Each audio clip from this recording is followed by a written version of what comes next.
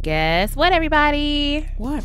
We now have merch available for purchase at shop.buzzfeed.com. You can get your little another round t-shirt. Oh, shit. Some goodies, some swag. Look at us. Check it out. You can purchase our merch at shop.buzzfeed.com. Yeah. Upgrade your closets. Glow up.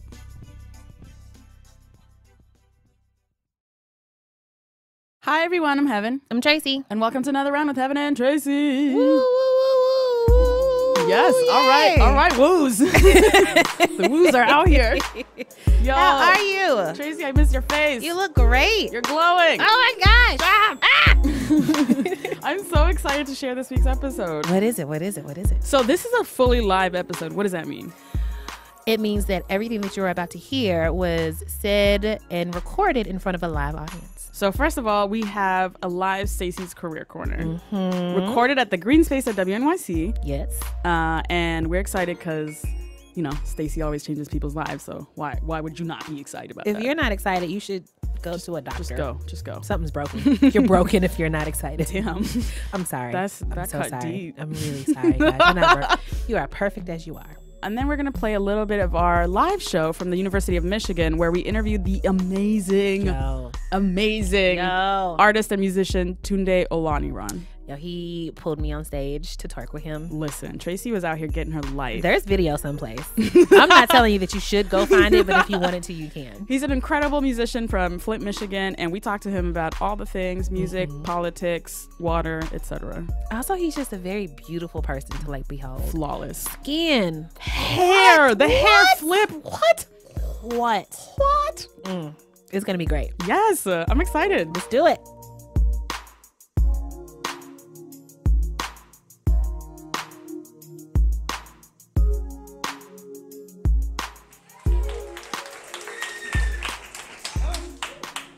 I am Tracy Clayton from Another Round with Heben and Tracy. I'm the Tracy part. And of course, to my left is a woman who hopefully needs no introduction, but I'm going to give it to you anyway. She's wonderful. She's awesome. She's amazing. She's the smartest person I know. She's also probably blushing right now because she gets uncomfortable when I do this. This is Stacey Marie Ishmael, who is basically the king of all of BuzzFeed's news apps. Okay. Stacey, ready? Let's do it. All right. Number one. All right. I'm really excited about this question because I feel like I could have asked it myself. I'm an introvert. How can I establish myself as an effective employee without burning out my emotional resilience? Okay. So I'm also an introvert, and people never believe me when I say this, which is part of the problem. Right. If you are a manager, there's a book I really recommend. It's by Susan Cain, and it's called Quiet. And it's a fantastic freaking book.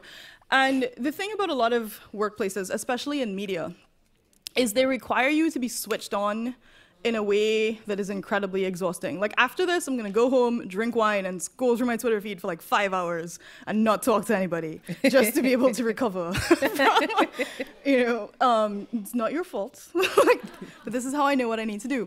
But when you're in an environment in which, people are like constantly sharing stories or talking about their weekends or just being professionally appropriately vulnerable, you feel like you need to be part of that, or they're like, hey, we're all going to see like a game of some sport after. You should come. And you're like, I don't want to. So what I have come up with is, and this works for me, but you have to find what works for you. I'm like, how many things can I say yes to before I hate everyone? And how do I avoid getting to that point? And so through much trial and error, I can say yes to approximately 1.5 things a week that require me to be in like social contexts where there's lots of people and lots of small talk and lots of, how are you things, before I just like deeply resent everyone else that I'm exposed to that day. This is like only my first thing this week, so you're all fine. Yay! But I also think that employers and managers and colleagues have to figure out what is the difference between somebody who is introverted or sometimes shy, and those are not the same thing because I'm not shy, and somebody who just like doesn't like you.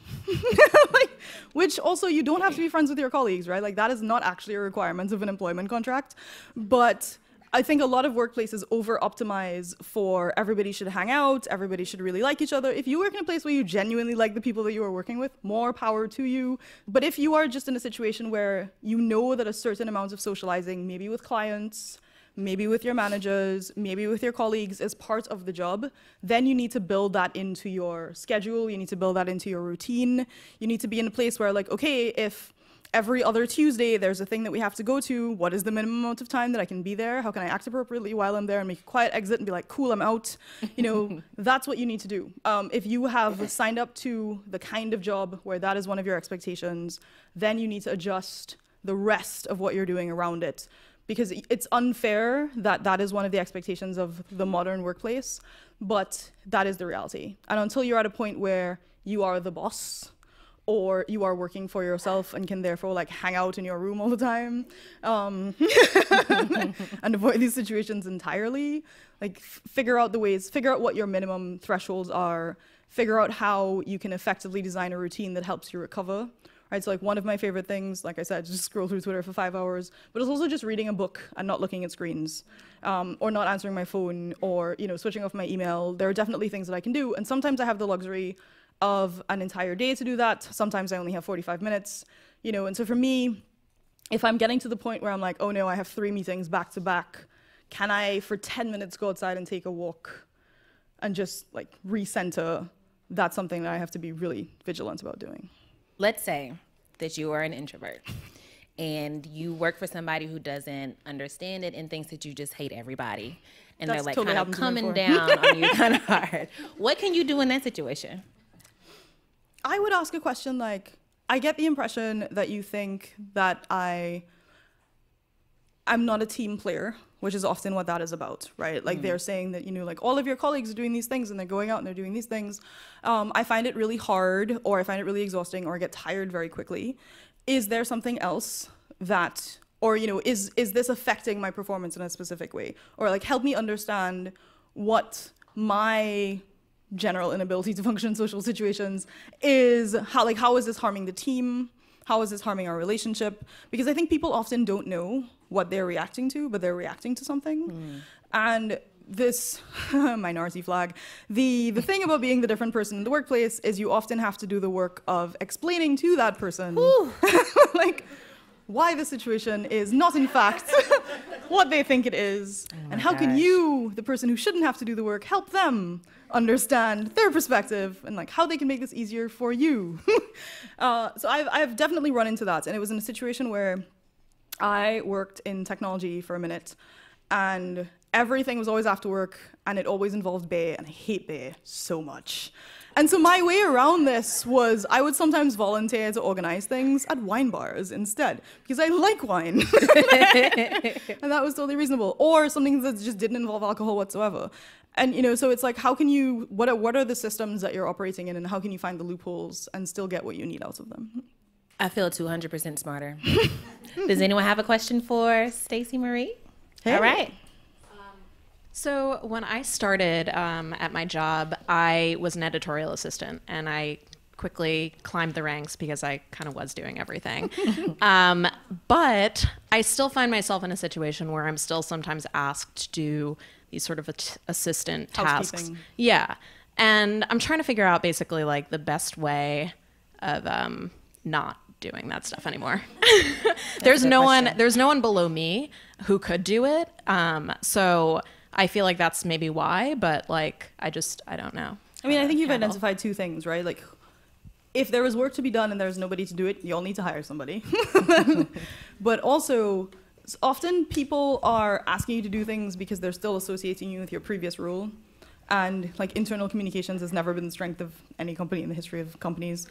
Sometimes I will flip the question. I'll be like, I don't have time, but if you ask so-and-so, like if I do know if there's somebody else to do that thing, or have you tried? Right, like one of my favorite things is showing somebody where they can get that information or how they can get that information, or in fact just building the tool so that the next time when somebody asks me for that thing, I'm like, here's a link like, that you can do that. You know, so I would say that like there's 2 things. It's figuring out, is somebody asking you because they still think that is your responsibility? And you need to disabuse them gently of that notion the first time. The second time, you don't have to be so nice about it. Or are there actual things that need to be done by someone? If it's no longer your responsibility, then who can you talk to about making sure that, hey, like these things keep happening, we're not doing these things because of this. If you can tie that back to, and therefore we're wasting precious dev time or design time or money, which is usually the only three things that get people to hire somebody, how can you do that? And then finally, just kind of figuring out, like there are times when I say yes to things because it's actually genuinely useful for me, because I learn how to do a new thing, or I get into a meeting that I wasn't otherwise invited to, you know. And so like, it's just about figure out why those questions are coming to you, and then how you can deflect them either organizationally or interpersonally. Thank you, everybody. Bye. Oh, wait. If you, like everyone else, is like, I need more Stacey Marie in my life, how can people follow you? S_M_I on Twitter. Yay!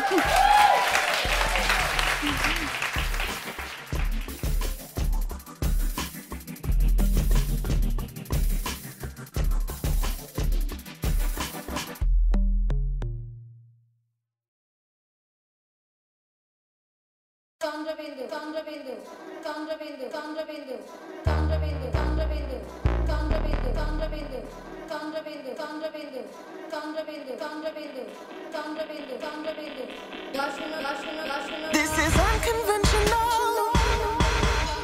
Only way that we can roll. All right. Heben, what's next?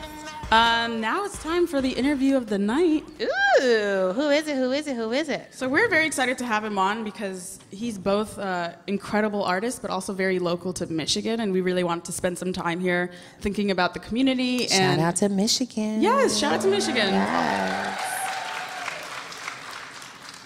So we're very, very, very, very pleased to introduce to you all Flint, Michigan native, local, Tunde Olaniran.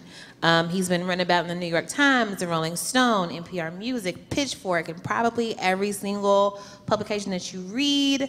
He's released his debut album called Transgressor in 2015. Maybe we can convince him to do a performance for us. Ooh. Maybe. I'll see if I can get my charm game up. Oh, you're so charming, Tracy. Bam. Ladies and gentlemen, please welcome Tunde Olaniran. Just keep that truth spilling and keep your body moving. Hello. Welcome to another round. Thank you for having me. Melanin poppin'. Yes. We're gonna talk about your skincare regimen later. Okay. Yes. Because I need the secrets, like the butters. Sweating like a lot. the butters lately. So your full-length album is called Transgressor. Yeah. What does that mean? As an artist and just living my life, I've just found myself up against a lot of boundaries, and I was always really interested in the idea of transgression, because it's almost like in society, a lot of times the reaction to what people see as a transgression is more violent and extreme than what the act was itself. What? Like wanting someone to call you the gender you are, like in middle school. Like we're having a huge fight in Michigan about that right now, and states around the country. And it's like, I'm a little woke. He way woke. Yeah. He extra woke. You know, it's just kind of strange to me, and so I was really fascinated by that. So the album talks about those themes. So how did you start doing music in Flint? I got on Fruity Loops, you know. Are there any musicians in the audience? Fruity Other Loops. people? Okay. Just making really crappy music for a while, and then I was in a punk band, and Flint was really fun to be in a punk band because there's a lot of like underground shows and house parties, and then just like, hey, fuck, I want to just dance around and rap a little bit, and let me see how this works just being by myself. So for me, the biggest hurdle has been like songwriting and writing complete songs, like learning how to do that. Do you identify more as a singer or a rapper, or is that a meaningful I'm distinction? a vocalist. No, I'm just kidding. Yeah. You know, it's funny too, because I'm not like the rap world is something that I really respect, and so many different MCs in Detroit and Flint and beyond that I've come up loving, and I never want to be like, yeah, I'm an MC, because to me there's a lot more to that than just rapping and like pretending you're whatever. So I stick with vocalists because for me it's about the overall picture. I'm not gonna compete on that level with like an MC yeah, I'll stick with just vocalist. In addition to being an amazing vocalist and somehow finding the time to make these beautiful, beautifully stunning videos, everybody go home and like watch every single video on YouTube. They're so good. You also have a day job, as Yes. most of us do, Yeah. at Planned Parenthood. Yes, Planned Parenthood. And yes, absolutely. Based on that, I have a question. Do you consider yourself an activist? You know, I've thought about that, and I don't now. I consider myself an advocate.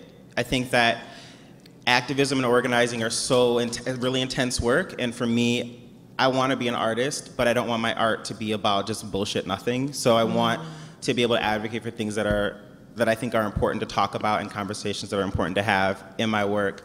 And I love connecting folks, and I think that sometimes it can be really daunting to think, I'm not marching in this march that people are marching in, and I can't march. Like you don't have that's not the only way to like be an advocate about things that are important to you. So I'm trying to make myself be okay with not being the person that's like necessarily marching, but maybe connecting folks or getting people funding for something. So that's where I'm at right now.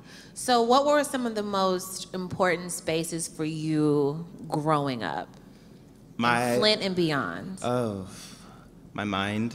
That sounds so cheesy, but just being like, I was an only child and just spending a lot of time in my own imagination, and I think a lot of that is in the music too, and a lot of that is in the stage show. So like when I do live stuff, it's kind of just me wanting my subconsciousness to be on stage. So there's a lot of like costume and I do choreography and just me playing around in my bedroom basically, but on stage as a little kid. Yeah. So you grew up in Flint. Yeah, my mom is from the Flint area. Is anyone from Shout Flint? out to Flint. Show hands. Hey. Yeah, my dad is from Nigeria, and they met in Flint. Hey, Niger in the house. I see you, my brothers. I see you, my sisters. So they met in Flint. They met in Flint? Yeah, Flint was kind of popping at one point. Really? What? Describe this era. Describe this time. Flint was like an international hub. It was actually, Flint was the first place where the community school system was created in the United States. It was kind of one of the birthplaces of the middle class. So there's a lot of history in the city, and there was a ton of wealth. You know, there was a ton of wealth. And my dad actually, his family was a contractor, and they sent him to go to college, and he fell in love with my mom, and they basically disowned him. And like, well, now I got to join the army. So we lived in Germany for a little bit and visited and lived with some of his family in the UK. And then being in the UK was kind of interesting too. Are there black people in Germany? I remember being in Germany and going to a doctor's office, and a little girl, she'd never seen dark skin, so she was like touching it. I remember this. I remember really vividly. How when old I was were you? young. Gosh, I was probably 5 or 6, but I still remember that. And I think it's probably different now, but even in the UK, like being in an immigrant community, it's almost like you're not in the UK, like you're in Nigeria, because your whole family, everything, like we lived in the hood. Like if you say Holloway Park from someone from London, they're like, oh, it's like, it was kind of a different experience, so yeah. Wow. So while you were in Flint, like what was your relationship like to your Nigerian identity? It was kind of fractured. I mean, we'd get to travel, because my mom's family is more in Flint, so whenever I would get to go to like, it's weird because there were times when we were like homeless at some points, and my mom would send me, because she was like, I'm gonna go travel and get work, and she would send me to live with my grandparents in the UK for like long stretches at a time. So it was like bursts of like, you have to be a Nigerian, like, nothing, you can't be an individual, and then I'd be released from that. So I think that too made me probably really defiant. Like I don't like being told what to do and stuff, like just having to be around them. I feel like we would be remiss to not talk about the Flint water crisis, because I mean the thing that happens with like news stories, quote unquote, is like you're fed this one image or this one story. You have no idea how accurate it is because nobody's talking to the folks actually tied to the land and on the ground and like in it. So what do you want people outside of Flint to know about what's going on there? I would say right now, what people don't know is that the response is still really uneven. So like, there's a lot of arrogance actually, I think, in the response. You know, the issue had been raised months prior to the major news outlets getting it. But I think the problem was it was working class people, women of color, women who were organizing who weren't seen as legitimate. And you can't ignore these people because they don't fit an ideal of like this person isn't a professional, they don't have this title. So I feel like that's a really important thing to say. But also the water is still fucking poison. Like the water is not okay. And people think it's okay now, but like I basically take really short showers, but I know my water isn't safe. So I think people need to understand that, and it's kind of like all over the city. There's not like this neighborhood is okay, this neighborhood isn't. It's widespread. It's like a horror movie kind of, like you don't know what's happening with your water, and we need to put pressure on our legislators to really. I'm going to get technical, but we need to push for more appropriations for aid to Flint. So if you ever see that come across your timeline or whatever, you need to support that. Do you feel like it's clear what's being done about the situation, or does it feel like you're just kind of waiting to see if maybe one day you'll hear that something's being done? What you see happening more is people on the ground who are not necessarily big organizations doing, because it's like a mobility issue. So you might have a water pickup, but the National Guard only lets you take 1 case a day. And so you have to drive to this place and get 1 case a day, and that doesn't even bathe like your family. So you see things and you see all the trucks and like pictures of it, but the need for actual clean water that's safe is so high that it's still an ongoing crisis. I know other things come up in media, but don't forget that this is still happening. Like you just referenced going to pick up a case of water. Do you do that every day? Can you get tap water and boil it and use it? Do you have to like ration drinking water versus cooking water versus cleaning water? Like what is it like right now? I mean, I can't speak to everyone's individual experience, and I think one of the problems is that media outlets want you to have one story for everyone.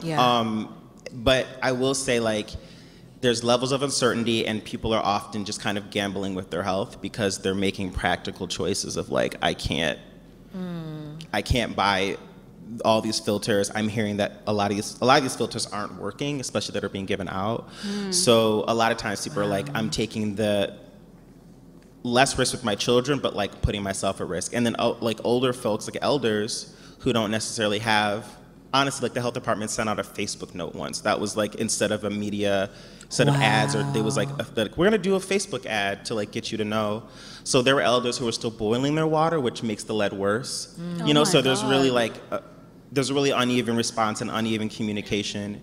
And I think a lot of times it's arrogance getting in the way, because organizations will come in and say, like they'll swoop down like an owl and be like, all right, I'm here. I'm going to tell you how to organize yourselves. Like, we're from this other city and we're really smart and we're research-based and we have research-based solutions, So, you know, you get that, but oftentimes they're reinforcing these same racist, oppressive relationships because they're like, we know what's best for you, and we're not going to listen to you. So, do you feel like there's a presidential candidate who'd be best for Flint, or at least worst, maybe?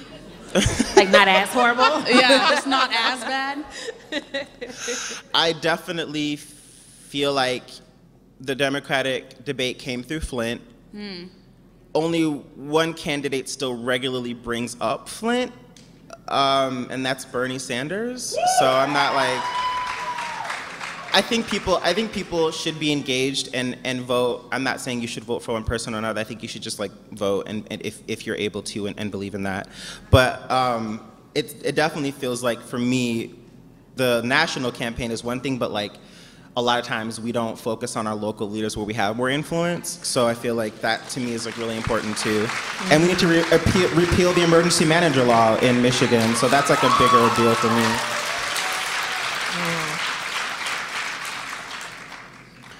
Let's talk a little bit about your music. Yeah, okay. What? Yeah, okay. How would you describe like your sound? It's kind of abrasive, but in a cool way. I usually say it's like MIA meets Kanye West. That's like when I have to give a blurb for someone. So ooh. That's a good. I love it. It's like that a little bit. It's just, there's a lot of melodic elements, but I love especially being in a band, like I like really harsh sounds too, I guess. I don't know. You like Mickey Blanco? Yeah, what?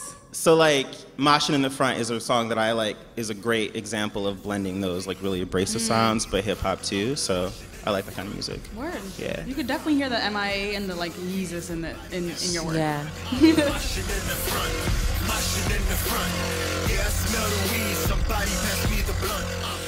What I really admire about your sound is it really feels like it's pulling from a lot of genres, and even like, you know how like sound effects people on movies, like they make like bacon sounds out of like raindrops or some shit, you know? Bacon sounds? The sizzling of bacon. Thank you, everyone. Wow, they were like, Hey! I'm out here. I got Y'all friends are pretty too. good. Okay, so I mean, like I read somewhere that you had like a parrot sampled in your songs. I was so excited. Like, to I hear have this that. fucking like Mexican parrot that I use in like, I've used in 5 songs and it sounds different every time. I just like weird sounds. All the promises getting made. I'm under the road they play.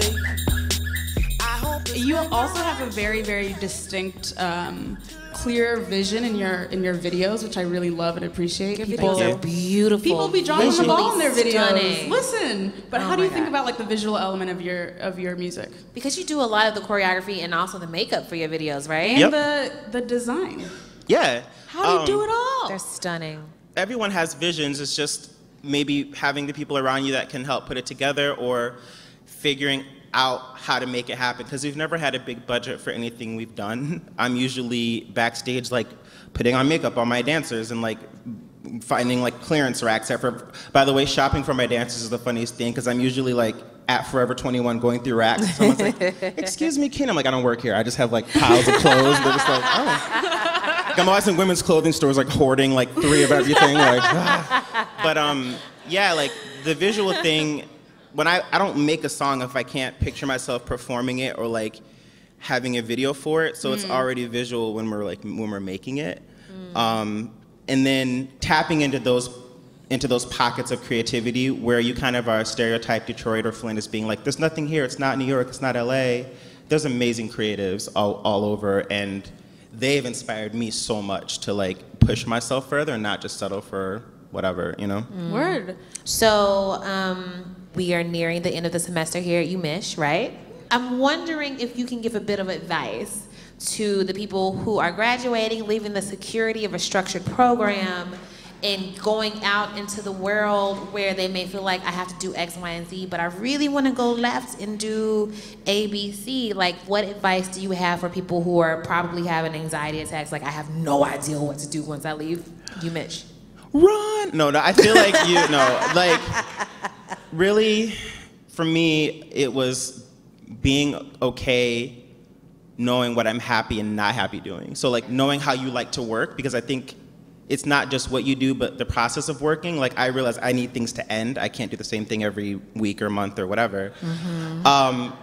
Treating everyone around you like amazingly, because that person in 3 years will be like running something that you want to like be a part of. Like literally, don't look at up here, look around you, because those people will be like your hookups and networks. And look at examples of people doing things in the unique way that you want to. Like I didn't think about, okay, I like art, I could do creative direction, I could work on other people's. And I looked at examples, I was like, who did the Watch the Throne tour? Who designed that? I know it wasn't like Kanye, like who designed that? And so I looked up the woman who designed it, and I'm like, oh, this is her job. She's like booked out for 4 years doing operas, and she did Miley Cyrus's. She I'm like, yeah, I want to do that. That's great. So trying to think really specifically about what makes you happy and what process of working makes you happy. That's awesome advice. we'll climb the wall. We can take no more fear to fall. We can make that. We'll find a way. Always. Some rules can break when you're a transgressor.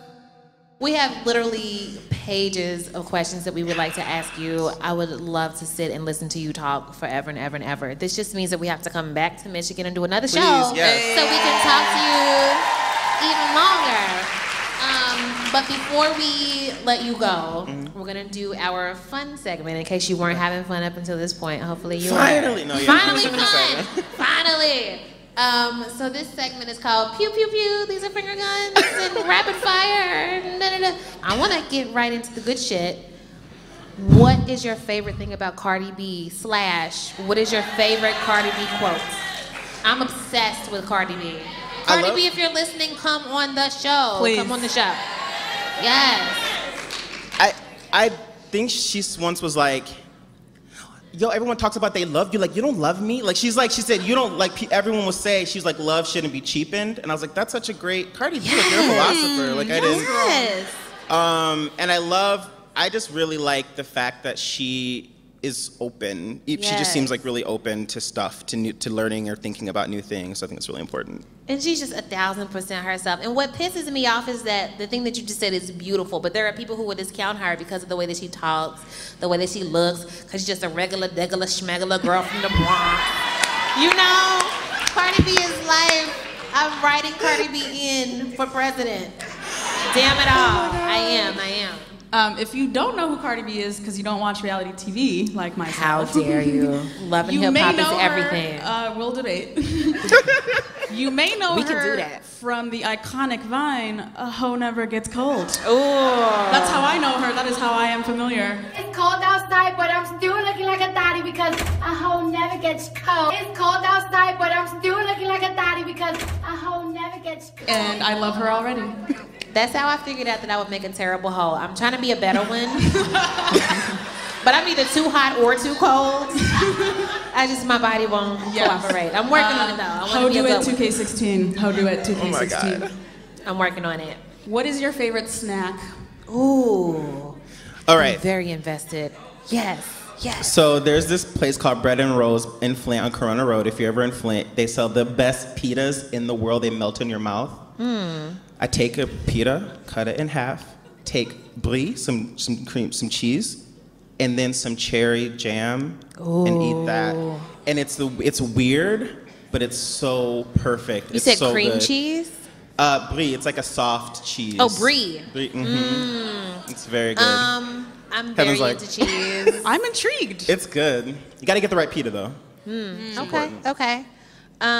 Who's your favorite choreographer? Because again, you choreograph most all of your videos, right? Lizzie Wicks, she's an Australian choreographer. She's really cool. I feel like choreography now is a lot of like fast stuff, and like she takes her time and gives you like moments and pictures. So I'm into Lizzie Wicks. What are your most used emojis? And don't tell me the plural of emoji is emoji. I'm saying emojis. Wait, is the plural of emoji really emoji? Yeah, fuck that. Nah, it's not. No, nah, son. That's ridiculous. The emojis. I used 3 emoji today. That's not right. Exactly. That's not right at all. Favorite emojis. Thank you, Tracy. On social media, I use the black moon because I am dark and I love my skin, so I'm just like the dark moon. And then beautiful. When I'm texting, it's the face, the like, The scream, the munch. yeah, that's why I was just like, oh god. Okay, I'm not supposed to ask this because I got the one more question thing a while ago, but speaking of your skin, how you are just velvety and just so well. Is it the butters? Are you using the butters? What butters? I don't butter my face. I don't do butters on my face. I keep it simple. I use like really, really simple stuff and I feel like doing the most and drink a ton of water. Like a ton of water. Oh my gosh. I feel like I drink 7 gallons of water every day and I'm still just like, when is it happening? Glowing, Tracy. Your skin looks amazing. my I'm like God. right here. It looks great. Right? Now I feel like it looks like I was fishing for a compliment. I was not. Right. It but looks thank great. you. It looks amazing. No, it's really good. Yeah. Thank you, but I disagree. What is your favorite go-to karaoke song? That is important. Thank you. It is. I added that question. So I did karaoke at what is that Circus Bar in Ann Arbor? Oh my god. So that's where the after party is, apparently. Like, Okay. Hey. I don't like karaoke personally, Oh my but God. the last song I was forced to do by a friend, she made me do Destiny's Child, Bootylicious by myself. Because it was her birthday, and she was like, "You have." So people are like, "What's going on?" I'm all, which they're like, "What are you doing?" Right. So it was a circus bar moment, and people were like, "Okay, well, he's doing it."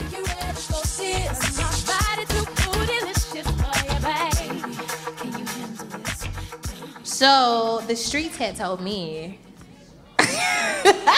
The streets of Umish. The streets be talking. The streets run their mouth that you are going to do a song for us. Yes. Tell us Streets about is the watching. song. Yeah. Okay. So I had a choice, and I was gonna let you all make it. Okay. So do you want woke, or do you want woke and like turned up? Do you want to turn up? So if I turn up, you have to like stand up. Respect the equipment and the space, but I need like people to be up. Is that okay? Uh-huh. All right. So I'm gonna do a song called "Namesake," and it's just about being yourself. But it's a really fun song. So. I need people to the front. Come up. Who's ready to actually break it down? Come up. Come on stage. Come on. Come on. We need some folks. Who's brave? Get the fuck up on stage. You ain't shy. Come on. Come on. Come on. Come on. Don't be scared. Hey. Hey. Hey. Hey. Now this is what we gotta do. Wait. Hold up. Face the wall. Ready? We gonna break it down. Ready? Hold up. You gotta get yourself like grounded. You gotta like plant your feet, right? 5, 4, 5, 4. Break it down.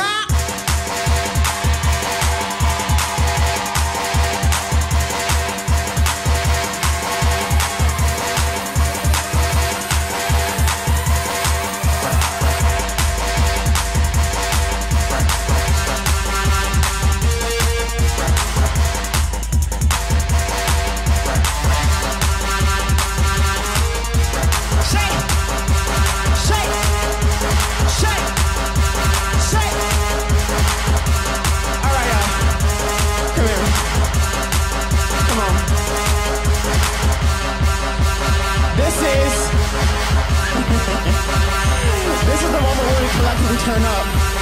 But as always, there's a cool down. Now maybe there's a lesson I've been given, or some wisdom from the stories that I need to tell. Everybody's hoping and scraping and wishing they could be something aside and sell. If I can be me, then you can be yourself. May not be easy. It's like we're never satisfied. Thank you, guys.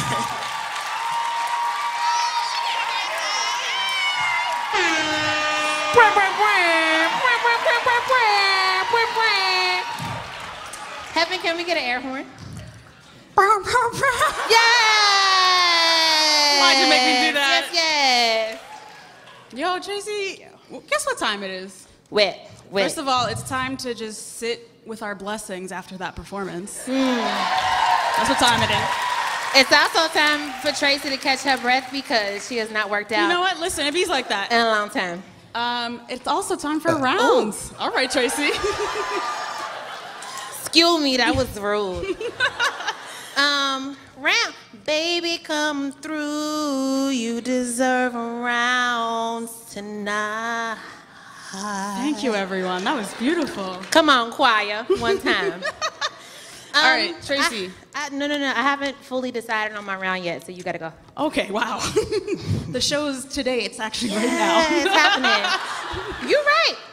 First of all, I want to buy a round for public libraries. Yay! Or as I like to call them libraries. The Anyways. library. You're so cute. For real though, I feel like I revisited my childhood library, and it was definitely one of those things where I'm like, wow, this is way smaller than I thought it was. But you know, as a kid, you're like, oh, this place is full of wonder. Yeah. And we were broke, so that's where we went.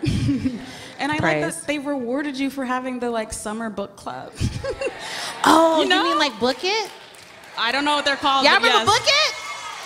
Book It was dope. Book It was amazing. As a kid, because we didn't have cable and we were broke, and my parents never let us watch movies, a lot of reasons,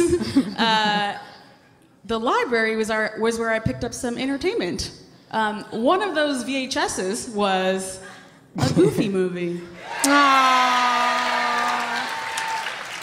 The 1995 classic. Everyone knows the Goofy movie soundtrack slays. So I am kind of confused by the universe of the Goofy movie because Goofy's a dog, he's a dad, he's a single dad, and he has a pet dog. A question. Tracy has a question. Since Goofy is a dog and his children are dogs, he found another dog to mate with. Another dog that stands on two legs, like him and his cheerings. Yeah. Cool. This is what I'm confused about. Okay. Anyway, so this movie's kind of confusing to me still, but there's this kid Max, and he has a crush on this girl named Roxanne. Roxanne is also a dog. Roxanne. But she has the figure of a Instagram honey, an Instagram honey. I want to be your man. Even though she's a dog. Shout out to the adults in the audience. I'm sorry, I'm done. Go ahead. Are you done? You good. You got it. The adults in the audience, they also watched a Goofy movie because it's bomb. See, they're out here confirming. Anyways, soundtrack is the best, and there is this fictional singer in that universe named Powerline. Y'all are ready. Powerline is a lightweight Miguel, if you will. Oh my God. And I just like that they had black singers in this universe, and I recently learned that singer is Tevin Campbell. I got another question. What? So Roxanne was clearly black, right? Yeah, that She had the figure? fresh perm, she had the mole. She black. Yo, she's Mariah Carey. What? Low key. Look it up. I will do that later. No, she's not Mariah Carey, but she's Not lightweight actually. Mariah Somebody said Carey is what what? I'm saying. Follow me, people. I did follow not know me. Mariah Carey worked on the Goofy movie. I didn't. This is news to me. Anyways, so he's trying to impress her, and he sings this song that his favorite. Come on, family. Come on, church. Come on now. I did not know that many And- people like grapefruit. Okay, if one person had clapped, I would feel like I have a community because I feel like grapefruits just get such a bad rap. They're delicious. They're so sour. Okay, that's when you need to be Southern and just put sugar on it. What? You just sprinkle sugar on the top. You cut a grapefruit in half. You sprinkle sugar on the top. You cut the little wedges. Yo, wait, time out. It's important. Do y'all know about grapefruit spoons? I do not. I honestly don't.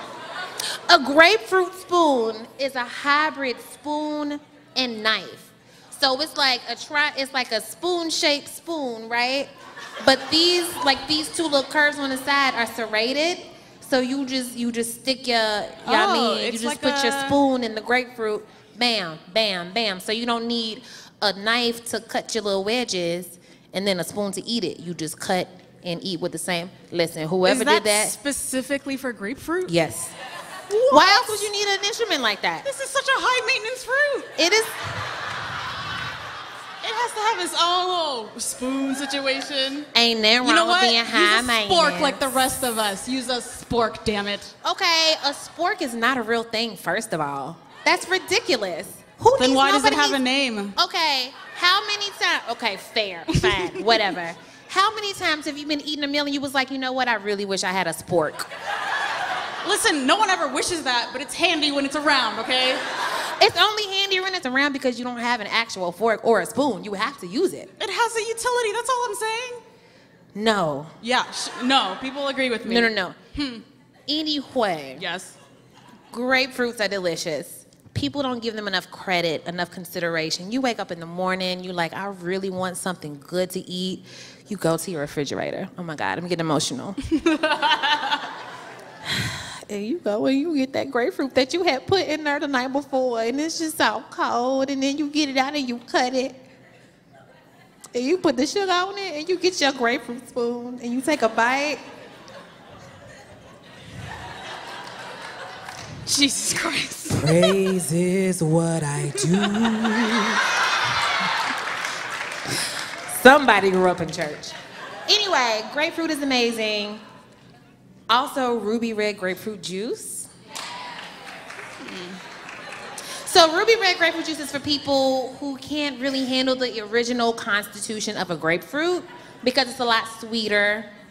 But when it's cold, y'all know how I feel about ice water. When you get some ice cold ruby red grapefruit juice and you just thirsty and you just drink it down, and it's just hitting all of the taste buds like pow, bam, thirst, gone, bam. Oh my gosh. That's what it feels like when you drink it. That's what it feels like. I have a question. Yes. So would you rate it the same as like the grape to the grape juice situation? I don't understand the question. Abominable. I don't understand the question. Like, I love grapes. Grape juice is horrible. What? Anything grape flavored Everybody is horrible. stand up, throw a chair. Anarchy. Tear this shit up, burn it down. That's ridiculous. I'm talking about the gap between like grape and grape flavored things is not as big for other things. Okay, that part I will agree with you with, but grape juice is not horrible. Okay, I'm just asking. Okay. If the grapefruit to the whatever grapefruit situation you're talking about, the juice. I'm of the opinion that grapefruit flavored things taste more like grapefruit than grape flavored things taste like grapes. Okay, that's all I was asking. However, grape flavored things are still wonderful. No. Yes, they are. Look at that mixed ass response. Nah. Mixed at best. Okay, y'all telling me y'all don't like grape Kool-Aid? Get out. No. Leave. I like the red one. Leave. You know what?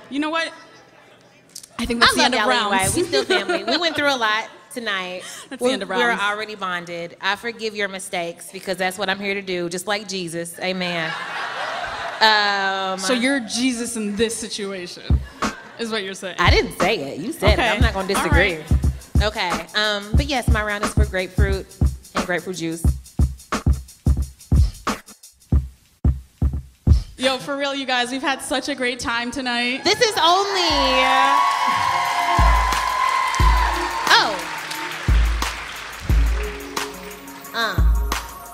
freestyle one time. Oh no.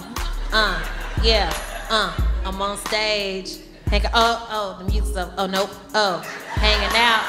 I'm on stage. We did not with my rehearse friends and my That's fam, not clear. waiting on the song to end, so I don't have to keep freestyling. But it started, and now it's over. Oh no, the song's out. Okay.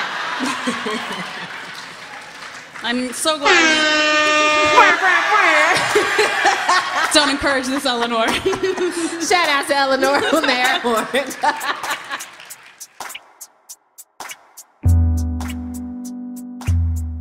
We did it. Yo, shout out to everyone in my Goofy movie sing-along. We told y'all it was lit. We told y'all. Yes, shout out to the University of Michigan for bringing us here, Yes. especially the School of Social Work and the People of Color Collective. Shout out to our new friends. Yes. And thank you to Tunde Olaniran for turning it all the way up and For keeping blessing it us. all the way real. Yes, It was a party. It was truly so much was. fun. Thank you to Stacey Marie, the God who sometimes finds time to come and fix everyone's lives. Houseway. How and why. Genius. Oh my gosh, I was sitting in the office today and I was wearing my Lola wig and she walked by and was very casual like, hey, LaFoy. It's like, oh my gosh, someone sees me. I feel so seen and validated. Damn it, Stacey. It was a drive-by LaFoy. I was like, where is she? Where'd she go? Shout out to the Pod Squad. Pod Squad. Yes. Oh, you got a little unsure at the end. I know. I gotta, you know what? You gotta Believe in follow yourself. through. You gotta follow through. It's okay. Next time will be better. This episode was produced by Eleanor Kagan, Jenna Weiss Berman, and Antonia Sarahito with production help from Julia Ferlin and Meg Kramer. My booze. This episode was recorded by Paul Ruest at Argo Studios, and the live show was recorded by Jonah Thompson. Shout out to you both. Thank you to our super talented musical friends, Jean Gray. You can follow her on Twitter at Jean Greasy, and Don Will from the rap group, Tanya Morgan. You can follow him at DONWILL. Thank you to Heben. Shout out to Tracy. I should be a backup dancer for Beyonce Clayton. Do you know You what? were out here serving. Do you know For the what? children. That's going on my business cards. Follow her at Brokey McPoverty for more dancing. Well, probably not more dancing, but not more me dancing. But someone dancing. I heard allegedly you were dancing on a cop car. You know what we're not going to do? Iconic vine of Tracy Clayton twerking them cheeks. never forget. That was wild. What a journey. That did happen. So you know what? You might get some more dancing. Who knows? Follow Heben on Twitter at Heben Rants. Heben like the place in the sky, and Rants like the thing that she likes to do. Yep. Nothing wrong with ranting. I also like to give you good stuff in the newsletter. What? If you, for some reason, have not signed up, go to BuzzFeed.com/anotherround/newsletter and upgrade your life. Upgrade your entire life. It's so good. It's such a good newsletter. Do not forget that we now have merch available online for purchase at shop.buzzfeed.com. What a world. What a world we live in. You can let everybody know how much you love us. You can let everyone know you're about that life. Yeah. They will respect you more. Yes, facts. Facts on facts. Also, check out our other BuzzFeed podcasts like Internet Explorer, The Tell Show, and our political podcast, No One Knows Anything. No one does. No one does. Especially me. Hit us on the buzz. Hey. We're on Twitter and Facebook at Another Round. Email us at anotherround@buzzfeed.com. Rate us on iTunes, all the things, etc. I just had a conversation with myself while you were saying words. Okay, wow. Thanks for listening. I wonder if my dad's ever going to know about the internet phenomenon that he started. Oh Hit me my on the gosh. buzz. People say that to me all the time. Hit me on the buzz? Yeah, your I dad's love it. iconic. I don't think I'll ever tell him. Call your dad, drink some water, take your meds. And live your life. Live your Smile life. Coin all the things. Today. Toodles. Bye.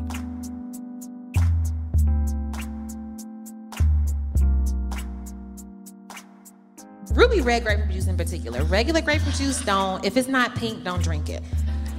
That's what I told him. Oh my God, Tracy! That didn't even really make sense. Y'all just nasty. That's how that is. It didn't make any sense. It didn't make sense. I was taken aback, I will say. Please, for the love of God, let this be the end of the round.